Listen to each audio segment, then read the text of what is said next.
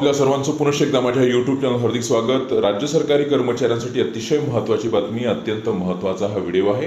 राज्य सरकारी कर्मचाऱ्यांना 7वा वेतन आयोग लागू झाला, परंतु बऱ्याच राज्य सरकारी कर्मचाऱ्यांच्या वेतनामध्ये हवी तशी वाढ न झाल्यामुळे राज्य सरकारी कर्मचाऱ्यांनी तशी मागणी राज्य शासनाकडे करायला सुरुवात केली आणि त्याच अनुषंगाने राज्य शासनाने एक अत्यंत महत्त्वाची समिती सुद्धा गठीत केलेली होती आणि त्या समितीच्या अनुषंगाने किंवा त्या वेतन त्रुटीच्या अनुषंगाने एक अत्यंत महत्त्वाची मोठी अपडेट देणारा आजचा हा संपूर्ण व्हिडिओ आहे।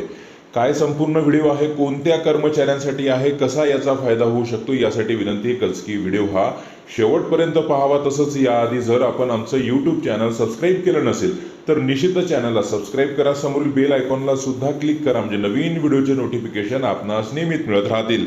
राज्य सरकारी कर्मचाऱ्यांना 7वा वेतन आयोग लागू झालेला आहे, त्यामुळे बरेच कर्मचारी रिटायर्ड सुद्धा झालेले आहेत, परंतु त्यांच्या वेतनामध्ये ज्या त्रुटी आहेत, ज्यामुळे त्यांचं वेतन जसं वाढ त्या वेतनामध्ये होणं अपेक्षित होतं ती वाढ झालेली नसल्यामुळे राज्यातील ग्रामविकास विभागाअंतर्गत येणाऱ्या बऱ्याच वेगवेगळ्या कॅडरच्या कर्मचाऱ्यांनी तशी मागणी वित्त विभागाकडे राज्य शासनाकडे करायला सुरुवात केलेली होती।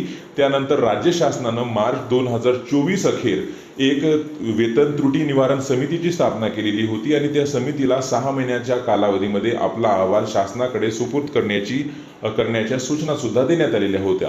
आता त्या समितीनं जुलै 2016 पासून आता ज्या कोणत्या विभागातील कर्मचारी आहेत, ज्या कोणत्या ते संवर्गातील कर्मचारी आहेत, त्यांना आता त्या वेतन त्रुटी निवारण समितीसमोर आपलं मत मांडण्यासाठी आता दिवस दिलेले होते आणि त्याच अनुषंगानं ग्रामविकास विभागाअंतर्गत येणारे जे कोणते कर्मचारी असतील त्यांच्या वेतनामध्ये असलेल्या त्रुटी असतील त्या त्रुटी संदर्भात उद्या म्हणजे 2 ऑगस्ट 2024 रोजी सकाळी 11 ते 1 या वेळेमध्ये मंत्रालयीन दालनामध्ये एक अत्यंत महत्त्वाची मीटिंग आहे। त्यामध्ये वेगवेगळ्या संघटनांना त्यांच्या कॅडरच्या कर्मचाऱ्यांना आता त्यांच्या वेतनामध्ये असलेली त्रुटी या त्रुटी निवारण समितीसमोर सादर करण्याची किंवा त्याचं मांडण्याचे आता अधिकार असणार आहे किंवा ती संधी असणार आहे। त्यामुळे निश्चितच ग्रामविकास विभागाअंतर्गत येणारे जे कोणते कर्मचारी आहेत ज्यांच्या वेतनामध्ये त्रुटी आहे, निश्चितच त्यांच्यासाठी उद्याचा दिवस हा फार महत्त्वाचा निश्चितच असणार आहे।